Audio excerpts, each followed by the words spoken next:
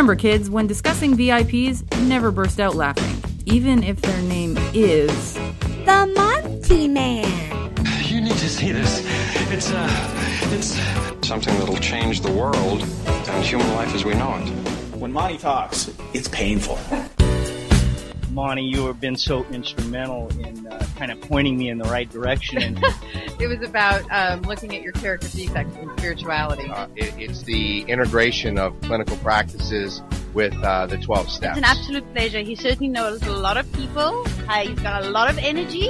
And sometimes when you don't have so much energy, he picks you up and carries you. Having the Monty Man there certainly helps. This is one of the places that is about the business of the solution.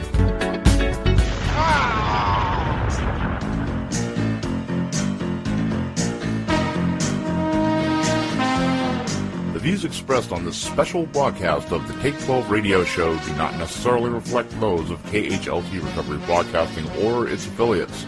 KHLT is not affiliated with any particular 12-step fellowship. Now here's that guy who's getting less popular minute by minute.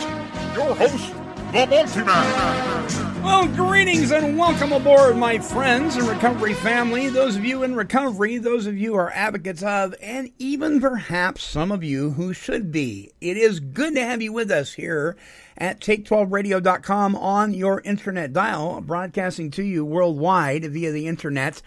And now on TuneIn Radio and mobile apps all over the place. And we've got a whole nother network. We're broadcasting out of the Bill Post Radio Network live Monday through Friday, 11 a.m. to noon. You can click on our live streaming link at Take12Radio.com and listen to the shows there as well. We've got an enormous amount of podcasts and archives and workshops all there for you, because we are about helping to break stigma that is surrounded around addiction. Listen, addiction is the number one health crisis in our world today, and recovery from that gets the least amount of attention due to stigma, and we are all about helping to break that here at Take12Radio.com and KHLT Recovery Broadcasting. I want to tell you that it is so exciting to be able to have the people that we have on our shows. Yesterday, we had Steve Cole, a musician and a listener, an avid listener to Take 12 Radio. He's been listening for some time, and that's always a powerful thing. I mean, you know, to have celebrities on, to have authors on, and that's all great. But when we have people that we're directly involved with, or they're people that listen to the show, that's a powerful thing. Well, today is no different, because today we have a gentleman who is the executive director at one of the facilities that helps to sponsor Take 12 Radio. They are one of our sponsors, and that is Mr. Ben Harris. He's the executive director at Therapia Addiction Healing Centers, and they are in the Red Rock state of Utah. And Ben is a substance use disorder counselor and began working in substance abuse treatment in 1987. And during the past 25 years, he has worked in inpatient residential wilderness intensive outpatient and outpatient adolescent and adult programs. He has spent the majority of those years in management positions, including executive director and national director, responsible for the safe and effective operations of several programs. He has also served as president of the Utah Association of Alcohol and Drug Abuse Counselors and on national committees with the NAA, DAC, and ICRC. And you can follow our links to those if you don't know what those are, but because I could go into that, but I want to spend time with Ben. Ben, welcome to the show, my friend. Well, thank you very much. Appreciate you allowing me to be here. Well, we appreciate you guys. You know, we can't broadcast unless we have sponsors, and we're kind of picky about who we hitch our wagon to when it comes to this recovery thing. That's kind of important, isn't it? Because isn't there a lot of stuff out there that really isn't helping? You know, I agree. We've got to always pay attention to what we're doing and make sure that we're in that zone that works. Yeah, you bet. And there's a lot of well-meaning folks out there, but sometimes, things get a little sideways, and I just appreciate what you guys do. Folks, their website is therapia.net, THERAPIA.net. TakeToll.net. It's probably familiar to you because you guys have heard the promos a lot here at Take 12 Radio.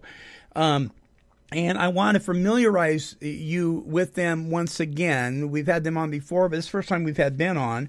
Ben, you know, so many treatment providers and CEOs and so forth are folks who have lived with active addiction themselves, or active alcoholism, or, you know, dealt with that, you know, personally. Your story is a little different. How so? Well, I was really introduced to this whole industry because I have a brother who went to treatment 27 years ago. He found himself really in some serious trouble and had life heading in a pretty ugly direction. He was still in high school, but my family and I got together and involved an interventionist, and we got him into treatment. And I sat in the family portions of those treatment in that treatment program. And I'll tell you, I fell in love with what I saw and how that process worked. It was then that I was really introduced to the 12 steps and fell in love with the 12 steps. I saw immediate personal application in them, and been in ever since. And now, have you always been from Utah? Yes. Yeah, I grew up here up on the Wasatch Front in the Salt Lake area, and about 12 years ago moved down here to the beautiful St. George area. Now I'm gonna ask you a question, and this is kind of personal, and so bear with me, listeners. But I'm curious. We know, and I know you know this by now, just because a person has a relationship with the Creator doesn't mean that they're exempt from this terrible malady. True? Oh, absolutely. I come from a large family. Yeah. Probably typical, at least in the minds of people around the country from that you'd find in Utah. I'm the oldest of 8 kids, and only one of those 8 kids found themselves in trouble with substances.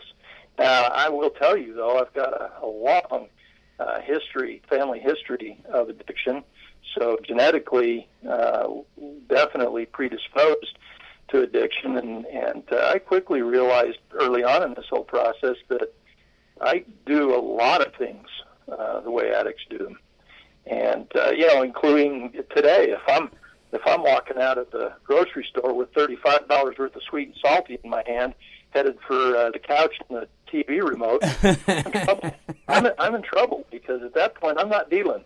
I'm not talking. I'm irritable. That process is just kicking into gear. Yeah. So whether a person is active in their local church or their local ward or synagogue or whatever, does not make them exempt from being touched by the number one health crisis in our world. And yet some people think, well, my gosh, you got a relationship with God. I mean, can't you just buck up and not be affected? But it's not as simple as that, is it? Not at all. In fact, I think it's really an important point to understand. Just because you go to church doesn't mean you have a personal relationship with God either. That's true, yeah. We're really clear here about the fact that spirituality and religion are two separate things. In fact, saying spirituality and religion are the same thing is like saying sobriety and AA are the same thing. Sobriety is a way of life, and AA is one of many resources to help you find it. Same thing with spirituality. It's a way of life. It's how you live and breathe and make decisions. But religion is one of many resources to help you find that. Right, true. And I think, well, let me ask you, do you think, are you active in your church or ward there in Utah? Yes, I am, very. Okay, do you find that the communication and the breakdown of the stigma between the faith community and people in recovery, do you find that that's getting better, or do you think it hasn't changed? I think it's absolutely getting better.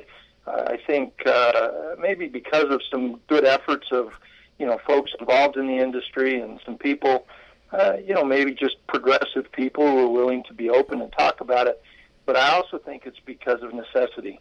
Mm-hmm. I live here in St. George, Utah. It's about 125,000 people during the winter when we have all the snowbirds move in. Right. During the summer, it drops probably to about 100,000. So small community, and very diverse. We have a lot of different people who live here, a lot of different religions who are here, but most are pretty active in their churches. Mm-hmm. But we have a heroin epidemic in St. George, Utah. Oh, is that right? So, absolutely. We've been very active in our community because of the extremely high numbers, particularly teenagers, getting involved in heroin use. In fact, one of the big issues we've got here in St. George is that we've got young girls, teenage girls, who are using heroin intravenously as their very first substance use, primarily because they're dating older boys who are already using it and introducing it to them. But we actually have a heroin epidemic right in St. George, Utah. Wow, because we hear a lot about prescription medication being abused, opiate-based prescription medication. That abuse is rampant, but because of the expense of it, people turning to heroin because it's so much more cost effective for the active addict. But you're talking about people that they haven't done anything, and this is their first drug. Yeah, some huge issues. We've been working closely with the police department here. I'm a part of the prevention coalition here in southern Utah, and we've been working very, very closely with the police department and the mental health system here to try and do as much as we can to stem this epidemic. But it's been pretty tough. Yeah. Now, the Boy Scouts of America. Yeah, I'm bringing them up because that's a huge youth organization involved with the churches in Utah. True? Absolutely, yes. Okay. Are they on board with this stuff too? Is the scouting movement active in breaking stigma and educating people, and that maybe more in Utah than perhaps in other states because of the involvement with the church? I don't know that necessarily through the scouting program. I think probably more so through the church organizations. We're seeing more of that, and they're using some of those scouting venues to do it. But I've not been aware of there being much coming down from Boy Scouts themselves. I certainly think, though, that they're supportive of local leadership doing as much education and preventative kind of thing as possible. Yeah, and the reason I ask is that I'm an Eagle Scout and a holder of the Vigil Honor Award. My dad was a holder of the Silver Beaver and president of the Scout Council in Sonoma County, California. And I was very active in scouting most of my life. In fact, it was the thing that kind of brought me back to reality. And so I was just curious. I'm always keeping track of my scouting friends, and I know that scouting in the church in Utah is very big. Okay, I didn't mean to regress, but I just got an interest in that. All right, let's talk about how you got into the Therapia thing. I mean, was Therapia around before you got involved, or how did that come about? No, I've been a part of its founding, and really it came around because there's a need here in the St. George area for adult treatment. I had previous to this been involved in an adolescent program that was located here in town, but there were 4 or 5 of us that had gotten together and just talked about the enormous need. We'd been approached by several organizations, including the Sheriff's Department and other local outpatient programs that had just expressed a real need to have a residential program here in St. George for adults to deal with the substance abuse issues we've got going on here. And you've been with them how long? I've been almost 3 years. It'll be 3 years in September. Okay. All right. And how so people get this, and so they really understand. This is like full-time thing for you, isn't it? I mean, this is something that's on your heart constantly, right? Oh yeah, this is 60, 80 hours a week. We're a full functioning program. We've got 2 really two programs here because we work with women and men completely separate. Right. We have separate staff, separate therapists. We're all in the same facility, but sleep on separate ends. Our schedules are completely separate, and so they don't interact. We kind of feel like, we've got them here for 90 days, but that's not enough to deal with the substance abuse, let alone have to sort through relationships and all of that stuff. But it's a full-time plus job. But really, like you're saying, and like I mentioned earlier, 12 steps, that's a lifestyle, and it's not a job. For me, in my church, other community organizations, I'm a part of 4 or 5 committees here in town that all have to do with recovery in one way or another. Right. It is who I am. Okay, Ben, we're going to take our first break. Folks, don't go away. I've got many more questions for Ben Harris, Executive Director at Therapia Addiction Healing Center in Utah. More when we come back. Don't go away. He's a little crazy, but then again, you already knew that. I got in like 3 fights when I was in grade school. All 3 of them were with the bully. We all know who they are. They're always a little bit bigger, they kind of smelly, and we duke it out. And after he beat the snot out of me, I'd say, "You come back tomorrow and I'll give you more of that." It's the Bill Post Radio Show. Bill Post Radio Show. Weekdays at noon. Hello there. This is the Monty Man from Take 12 Radio. Men, women, and their families experience tremendous pain and suffering due to the struggles they face from substance abuse and its co-occurring mental health challenges. They need to find a safe place for peace and healing. Well, Therapia Addiction Healing Center was born out of a deep desire to provide that safe and powerful healing environment. Therapia is a Greek word for healing. Traditionally, classic Greek medicine was holistic. It viewed the mind and body as one. At Therapia Addiction Healing Center, they have developed a holistic healing approach to treating addiction that is designed to bring into balance the mind, body, and the spirit. Therapia Addiction Healing Center, helping people recover from addictions by developing and maintaining healthy, meaningful relationships with God, self, and others. And you can visit the website at therapia.net. And you can also follow the banner links on all of our pages here at take12radio.com. Ben Harris, the Executive Director at Therapia Addiction Healing Center in Utah, is my guest today. Ben, you said something that is so key. You mentioned 90 days. And,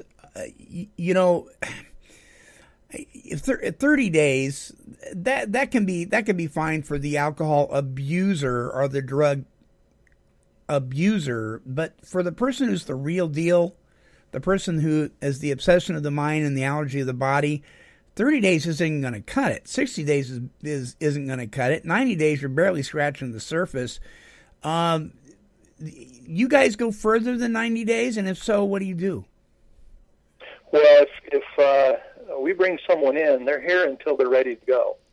And if that's longer than 90 days, then that's longer than 90 days. And one thing that we're probably a little unique in that aspect is that those decisions are made financially. We have one price for our program, and if somebody needs to go longer, we don't charge any extra. We're going to make a decision based on the need of the client. Wow. But I agree with you. 30 days, the brain's just barely starting to dry out enough to really comprehend and be able to process what's going on. And at 60 days, just starting to get enough courage to really put their heart in it. And most of the research I've been able to find lately says that anything less than 90 days is really a minimum. And I know it's hard for people. Sometimes can't take that much time off work. We don't want to create more issues in someone's life, but at some point you certainly have to look at the priorities in your life and make some hard decisions. Right. Now, one of the things that promo talks about is the word holistic, and I know that kind of conjures up some some interesting ideas with some people that really doesn't know what that means. I had one lady say, "Well, that's kind of guru-ish, right?" And I said, "No, not at all. Holistic. We're simply talking about treating the whole person, right?" Yes, absolutely. Yeah. In fact, our program is tobacco, sugar, and caffeine-free. Right on, buddy. It can be kind of tough for people coming in the door, but again, see, recovery is not about not using. Right. Recovery is about how you're living your life, and using is certainly a part of not using is certainly a part of recovery, and but that's not the end of it. There's so much more about it, and really looking at your physical health, at your mental health. And really for me, and why I've probably always been in love with the 12 steps, is it's that spiritual piece. There's got to be, I've for 27 years watched people work their way into recovery, and those who can get the spiritual piece, those who can surrender themselves, surrender their will to a higher power, are the ones who really truly find peace and serenity and joy in their recovery. Those who still manage to try and hang on, to try and control, and don't get that spiritual peace, they may not use, but you never see that joy and that serenity and that peace that comes. One of my former co-hosts used to always say, if you're not turning your will and your life over to the care of God, then who are you turning it over to? That's a good point. Yeah, because you're going to be turning it over to somebody. I mean, mine was turned over to the needle in the bottle for years. Yeah. And I know people struggle with this issue many times. What's the answer to breaking through some of that? Because some people have had some kind of, interesting experiences in their past. Some of them are just parroting what other people say. But how do you break through the God issue with folks? Well, I'll tell you, because it's such an important piece of recovery, we focus a lot of our time here on it. And I think a lot of times, again, you say the word spirituality and people immediately say, well, I don't go to church. It's really helping people understand that's not what we're talking about. And what you see at church isn't necessarily spirituality. Right. You certainly can, find people that maybe understand that concept at church, but boy, in a lot of cases, people have gotten a little confused. So we introduce them to those concepts here through, activities in these great outdoors. I mean, our facility is located, 30 minutes from Zion National Park. We're 5 minutes from Snow Canyon State Park. We live in such a beautiful area, and we spend a lot of time out there. That's a part of our million-acre campus for our treatment program. And wow. You're sitting in the middle of that. How can you argue that there's no evidence of a higher power? Right. It's right in front of you.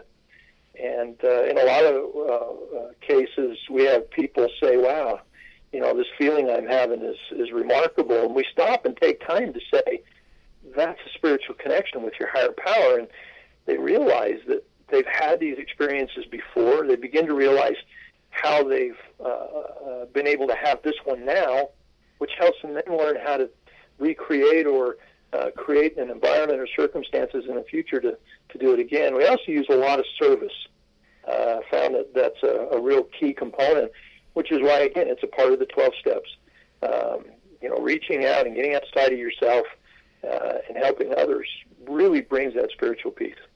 And having a relationship with one's creator is so vital because all the other stuff, I mean, I've watched people do service work like crazy, but not do the God piece. And so they eventually burn out on service work, or they become meeting dependent or even step dependent when the steps are really a tool to show us our need for a power. They're not the power. And so I'm so glad when I hear centers talk about how they spend a lot of time on the spiritual piece of this. That is refreshing to me because I suspect that we still dance around that a lot in many of our 12-step fellowships. Don't you think? I think sometimes one of the challenges we have is that, even in this field and for as many years as so many of us have been involved in it, we get a little confusion about the 12 steps being the fellowship. And it's not. Right. I've been to conferences before where the 12 steps has been brought up as a topic of conversation, and people immediately say, oh, well, that's AA. Well, no, actually it's not. AA is the program that uses the 12 steps. The 12 steps is a standalone process. If we really understand how 12 steps came about, through Bill W., through, their involvement with Oxford Group and on down, man, these principles have been around forever. Yeah. And we have a lot of people we have a lot of people of faith that listen to this show. And I encourage them because a lot of them misunderstand too. And I get it. I understand why some people think AA is really wacko because we've done kind of a poor job of really representing what the program is. And we've been representing the fellowship and not the program for so many years.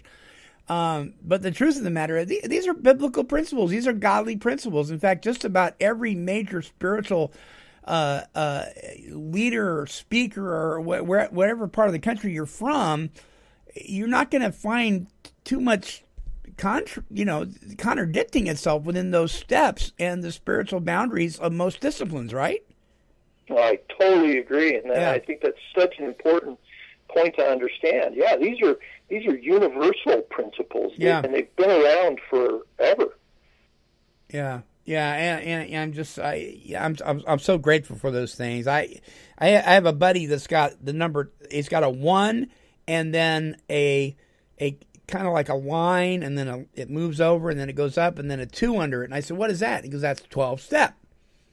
And I'm like, I want that, but I can't get it because somebody already else claimed it. I love those steps, man. I really do. They're designed for living that works if applied and implemented. And that's what we need to be taught how to do, because I know when I first walked into my particular 12-step fellowship, I looked on the wall. There were several years that went by, Ben. I thought that I had been doing those steps just because I read them. Have you experienced that? Absolutely. In fact, my introduction to them was I had met somebody in San Francisco. I was 20 years old, I think, and I was actually an LDS missionary at the time, and had gotten finished talking with this man, and he said, "Man, hold on a second." He ran back into his bedroom, and he came out with an AA pamphlet and handed it to me. And he said, are you familiar with AA? And I'd heard of it, but I wasn't, really familiar. And he said, read the back of that. And it was the 12 steps. And, we had just gotten through with a deep conversation about personal internal change. And we had talked about what those steps looked like, and man, they were the 12 steps. And that was a part of that, initial, I love these steps process for me. And right. It's an inspired program. I have absolutely no question in my mind that AA, the 12 steps, the big book, are divinely inspired. Yeah, me too, buddy. Me too. All right, we're going to take our next break. When we come back, I want to talk a little bit about nutrition and Therapia.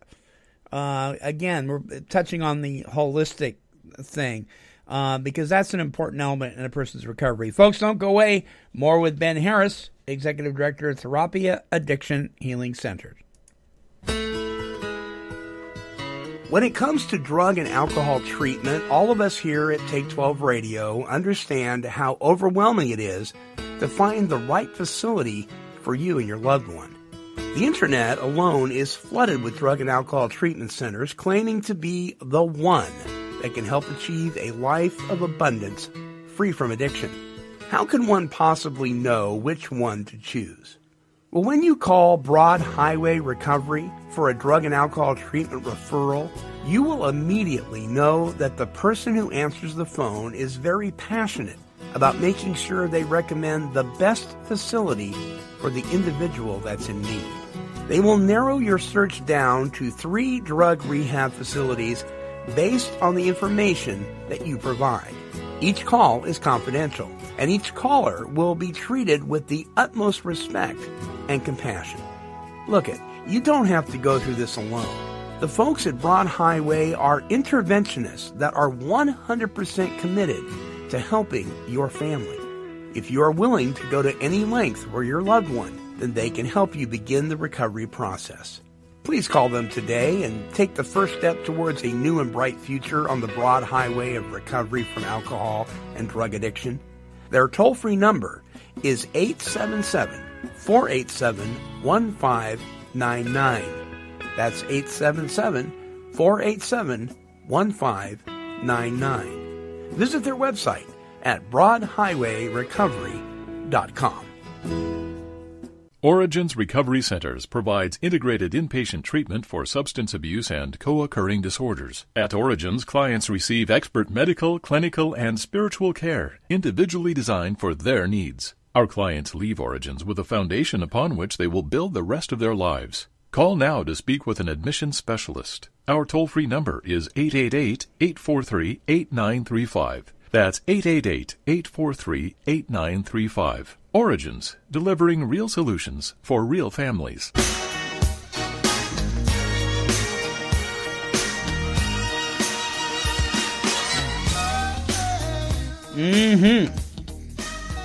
That's a song by Peter Gabriel called Sledgehammer. And sometimes, folks, don't you just get crazy frustrated with people that just want the fluff? You just feel like taking a sledgehammer to their head and say, don't you get it? It can be so frustrating. But, God's up to something. And as much as I want to fix other people, I know that left to my own devices, I'm powerless over other people's choices. Ben, would you agree with that? Absolutely. It's the focus that we take with the families as they get involved in our program. They come every 6 weeks. We hold a 2-day intensive workshop. We have, for those who are local and able to attend, a week. Every week we have a family group meeting on Thursday nights. But our focus with them is, what's your recovery? How are you doing? What happens if after we give your loved one everything they need to be in recovery and choose not to? Are you still going to be okay? Wow. Are you going to be able to move on with your life and be healthy and productive and available in a healthy way to them when they're ready? It's such an important part of the family recovery system is to get off the addict's ride. Yeah, boy, isn't it ever? And hold that thought for a second, because I want to come back to that. I promise the listeners I'd talk about nutrition for a minute. You guys have a chef on board or a nutritionist? How's that work? We do. We have a nutritionist that we work with here locally that goes over our menus with us, approves. They're all signed off by a nutritionist. But we've got a wonderful chef. He comes to us from Long Island, New York. I've worked with Bill for about 10 years, and he runs a tight kitchen. Really good food, but it's a healthy food that helps people start to pay attention to the impact that nutrition, the impact that yoga twice a week, the impact that some physical exercise. We get out in this beautiful country that we live in here, not just to be in the beautiful country, but also to go hike. To have that physical exertion, and then they journal and they pay real close attention. What is this doing? How do I feel differently when I am and when I'm not involved in these kind of activities, eating this way? Yeah, because you mentioned no caffeine, no tobacco, no sugar. Gosh, I read a book years ago called Sugar Blues, and I mean there's sugar in the paper they make cigarettes out of. There's sugar in you almost can't get away from it. The stuff that we cook with, aluminum aluminum, I can't think of the name of it now, that's in aluminum pans. You know, something I learned, I didn't know this, but when you hard boil an egg, you can tell if a person's been using an aluminum pan or not, because there'll be a kind of a green tint around the yolk. And that's aluminum oxide. That's what I'm thinking of. One of the major causes of Alzheimer's. I mean, you know, we just, the stuff that we're just not paying attention to. And that's one thing I love about the steps and I love about recovery. It demands that we take notice of what's going on. And you guys are really doing a bang-up job doing that, man. Congratulations.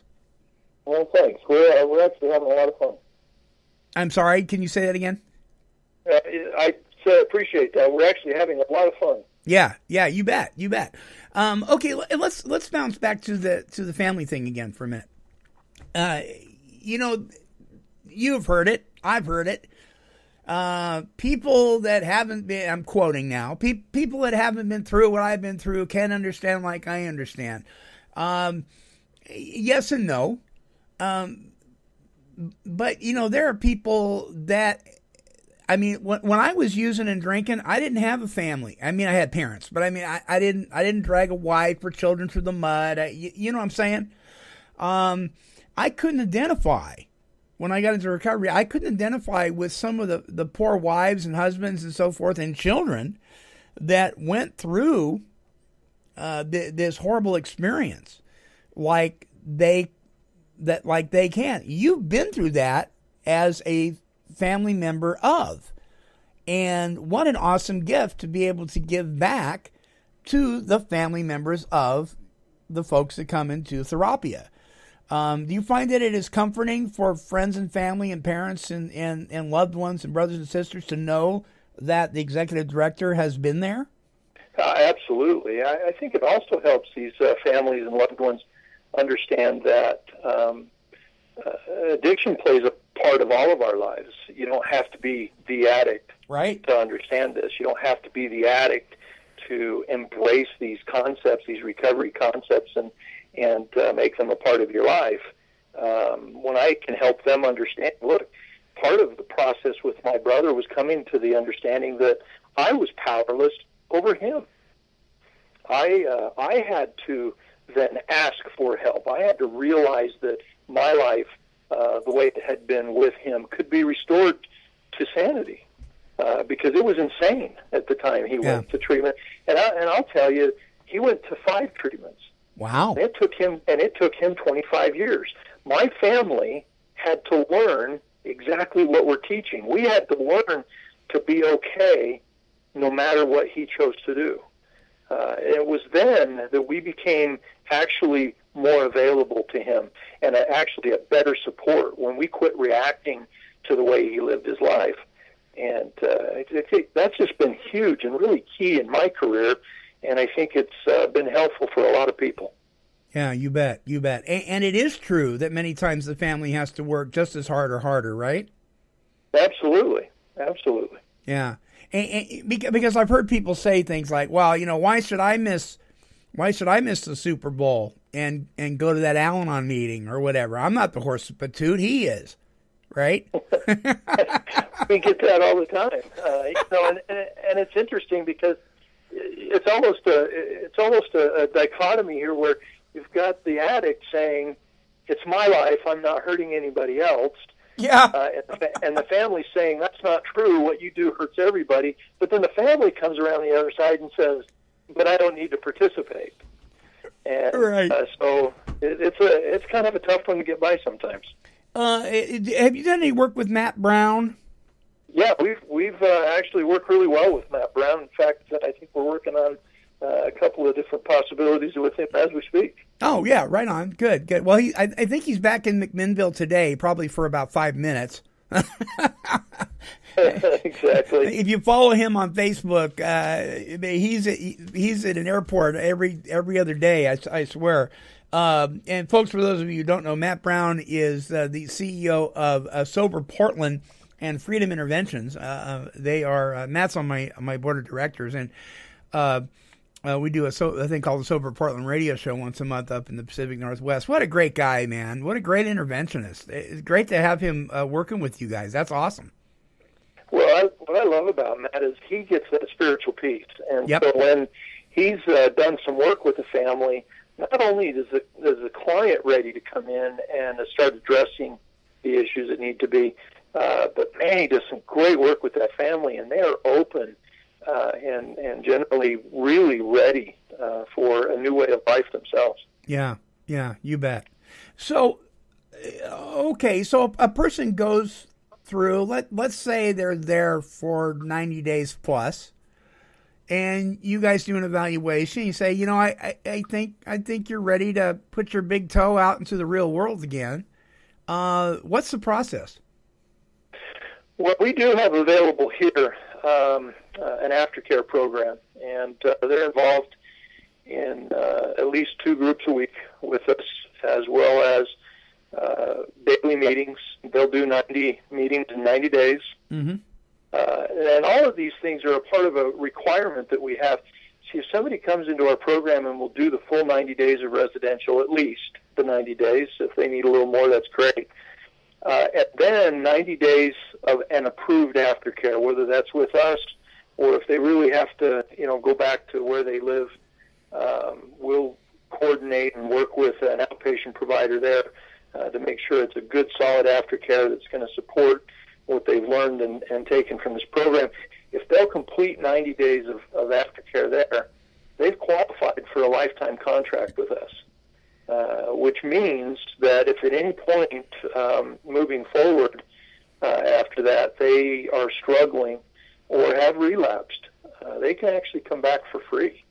And they can come back for as long as they need. Some people, it may be before they relapse, they know they're on a bad track, and they just need a couple of weeks to come and get their head back straight, then that's great. Some people have, jumped completely off the wagon and gotten back into some serious trouble and have come back for a full 90 days. That's free of charge. We really believe in what we're doing. Wow, that is incredible. That is incredible, which is a great segue into a very uncomfortable question. And this is one that I get asked all the time, and I hate asking it. And it is probably one of the biggest hurdles that we have to jump over, and that is the cost. You guys, there's certain things you have to do legally to be licensed, correct? Absolutely, yeah. We're required to meet a whole bunch of very stringent criteria in the state of Utah. Yeah. And those things cost money. And, treatment for, there's a couple of faith-based organizations out there where there's no cost. I don't want to throw anybody under the bus, but the couple that I know don't treat the whole person to the degree I think they need to be treated. Just my personal opinion. But for the most part, this stuff costs money. You find that is a big problem? It is. It's a tough challenge for families. There are some families certainly out there that don't have any issue with it. And I'll tell you, we've been very fortunate. We've had a lot of great luck working with insurance companies and have been able to get a lot of our clients covered with our program. But, there are those that are without resources. And sometimes as a result of their lifestyle, sometimes it has nothing to do with that at all. It's just where they've come from and the situation that they're in. And we do try and work with everyone. We do have our bills to pay, but, I would say we probably don't have 2 people in our program paying exactly the same price at this point. Yeah, right. We've got a cost for our program, but we're going to work with everybody and see what we can figure out and help them find resources and see where their commitment level is. And if we can't find a way to get them here, we don't ever just hang up the phone and say, sorry, we can't help. We will bend over backwards. I know you've had Dana Taylor. She's our admissions person. And, man, she's just a phenomenal human being. She's so passionate about recovery. She loves the people she works with, and is connected across the country, and has been able to help so many families get into treatment programs that aren't with us. Right. She does a phenomenal job. And by the way, let me make it clear to those that are listening. You heard us say the name of the state, Utah. That doesn't mean you have to be from Utah to go to Therapia. There's people from all over the country, right? No, absolutely. Yeah. We've got people from South Carolina, from California, Arizona, Oklahoma, Texas. I think we have one from New Orleans right now. Yeah, all over the country. And do you find that it's a good rule of thumb many times that the person be a good distance from their old stomping grounds to check into treatment? Well, I certainly think there can be some advantages to it. Yeah. There's advantages to being close to home, too, the ability to have family more involved. But, sometimes in the very early stages of recovery, when it gets hard, and you start digging into that scary stuff, and you start having those bad urges to use again, and you want to walk out the door, well, when you're 1,000 miles away from home, that's a whole different decision than when you're in the same city. Yeah. And a lot of times that's a reason not to walk out the doors, because I'm 1,000 miles from home. And if they can get through those few tough days, there's enough that comes back around that they make it, and they do great. And we joke about it here a lot. My listeners probably get tired of hearing it, but we joke about it. I joke with Ben Levinson from Origins all the time about, how South Padre is an island, and so parents go, "Is that really an island?" He goes, "Yeah." And he goes, "Oh, that is so comforting. That know that my kid's on an island." Or the folks in Serenity Springs in Edgewater, Florida, where there's 2 miles of back road to get to it. And you don't want to leave that place without a chaperone, because they've got black mambas and water moccasins and alligators, and there's only one road in and one road out. So, guys tend to stay. Yeah, it can make a difference for sure. Yeah. Okay. So Ben, listeners are right now going, well, you didn't say how much it costs. Well, I'm not going to go there. I want them to go to your website and to research this, not because I'm punishing the listeners, but here's the deal. What I've found, contrary to popular belief, I have found that treatment doesn't need to be voluntary to be effective. There are people, I don't know about you. Well, I do know about you, but I don't know about your brother. But I was one of these addicts. I was kicking and screaming, man. I didn't just walk in because I wanted to. But if you've got somebody in your corner, and there's some people are moving forward with you, you can break through the issue of the financial thing, don't you think? Yeah, there's no question about it. In fact, a lot of times when there's no cost to an individual, they struggle to have real investment in the treatment. That's true. When somebody makes a bit of a sacrifice in their life to be able to make the treatment happen, they have a tendency to put a lot of effort into it, and it can be a lot more effective that way. Yeah. Oh boy, I couldn't agree with you more. I find that even at the level of 12-step fellowships, if you're not plugged in, if you're not invested in it somehow, it's real easy just I'm not going to go today, Yeah. And then today turns into a week, and a week into a month, and pretty soon you're by yourself in the middle of a pack of wolves, and you're ready to get chewed up and spit out by your addict. Let me ask you this: you guys work specifically with men and women. I mean, you're gender specific. Do you find? I ask this a lot, and I'll tell you what the answer I get after you answer. Do you find that men are more open about their pain sooner, or women are?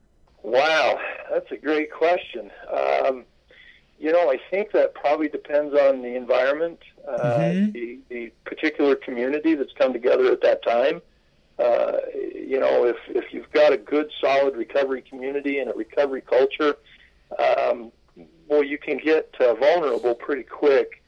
I would say that generally, in my experience, and this is over a lot of years, that by the time women get to treatment, they found themselves in probably more trauma and have had a lot more consequences in their life than the men have,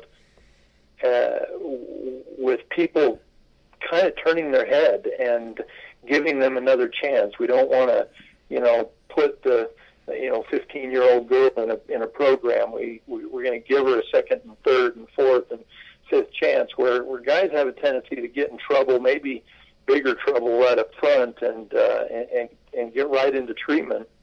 And so I would have to say I think men probably do get to some of that tough stuff maybe a little quicker than women do. Yeah. Yeah. The answer that I usually get is I don't know. You're the first person that's been specific, and I have to kind of agree with you. I've noticed that too, and it's a beautiful thing when a man breaks down. Man, I think that is awesome. Yeah, absolutely. We take our guys over to the library once a week, and they read stories to little kids. Wow. Boy, if they're you haven't seen anything until you've seen some of these big, tough, tattooed guys who have just come out of some pretty rough lives. Yeah. Reading some Dr. Seuss to a bunch of 4-year-olds, and it breaks them down pretty quick. That's great. That is absolutely great. Well, Ben, we are out of time. Any closing thoughts for the listeners? Well, I just, like I said at the beginning of this, I love the 12 steps. I love what it does for lives, not just for addicts' lives, but for all of us, everybody who's involved. And we're just here to try and provide an environment that people can take that process and make it effective and useful in their life. All right, we're going to take our last break. When we come back, we're going to say goodbye to Ben Harris, but not so long forever. These guys help sponsor Take 12 Radio, and we couldn't be doing this thing if it wasn't for our sponsors. So, folks, don't go away. More with Ben Harris when we come back. Serenity Springs Recovery Center, located on the beautiful east coast of Florida. A unique facility that is committed to providing exceptional individual care in small group settings while utilizing their experienced and dedicated clinical and support staff of licensed therapists and doctors. Visit their website, serenityspringsrecovery.com, or call 386-423-4540. Serenity Springs, making a life-changing investment into your recovery. Sober Chat App is the first ever location-sensitive mobile chat application designed to instantly connect people who share the common goal of staying sober. Sober Chat will revitalize and revolutionize 12-stepping as we know it. At any time of day or night, you can simply log on and help someone by making phone contact, taking someone to a meeting for coffee, or chat via text messaging on the Sober Chat mobile application. Register now for your download of the Sober Chat app. Visit SoberChatApp.com. That's SoberChatApp.com. The power of sharing is now at your fingertips. Sober Chat, the app that saves lives. Sober Chat is not a replacement for attending 12-step meetings, sponsorship, or working the 12 steps.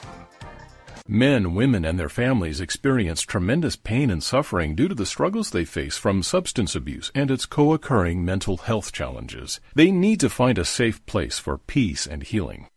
Therapia Addiction Healing Center was born out of a deep desire to provide that safe and powerful healing environment. Therapia exists to help people recover from addictions by developing and maintaining healthy, meaningful relationships with God, self, and others. To speak with an addiction specialist, call 1-855-652-4325.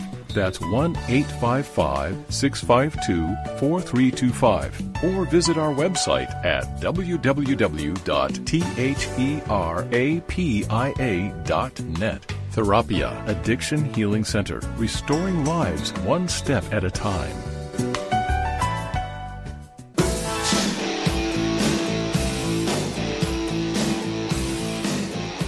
My guest today, Ben Harris, Executive Director at Therapia Addiction Healing Center in the Red Rock State of Utah. And in a beautiful, absolutely gorgeous state it is as well. What a great place to begin your recovery process. Please visit Therapia.net. Follow the links here at Take 12 Radio, the banner links for Therapia, and as well as the text link. Ben, thank you so much for being on the show. I sure appreciate you allowing me to be on the show. I've had a really enjoyable time having this conversation with you. Man, it has been a lot of fun, and I hope that one day we will meet face to face. I would love. I wish I had unlimited funds, because I would go to every facility of every guest and just shake their hand, because this is so crucial. This work that you guys do, all of you. I can't thank you enough, man. I really can't. Thank you so much. Well, thank you. Really appreciate it. And your advocacy out there, I think that this kind of awareness is huge. Yeah, I agree. And folks, there's ways you can get on board. You can advertise with us. You can sponsor a show. You can do something that doesn't cost you anything, but maybe print out a couple of flyers. You can do that at take12radio.com, where it says print our flyers out. You can just talk to people, but don't do nothing. Do something now that will make the person you will be tomorrow proud to have been the person you are today. Ben, thank you so much, and make sure that you tell Dana that we love her, and thank her for her service, and tell all the folks at Therapia that we just are so proud of you guys. Well, thank you, and I will make sure I tell her that. All right, Ben, don't hang up, folks. Until our next broadcast. This is the Monty Man, along with my guest, Ben Harris. We're wishing God's perfect serenity for you. Bye-bye now.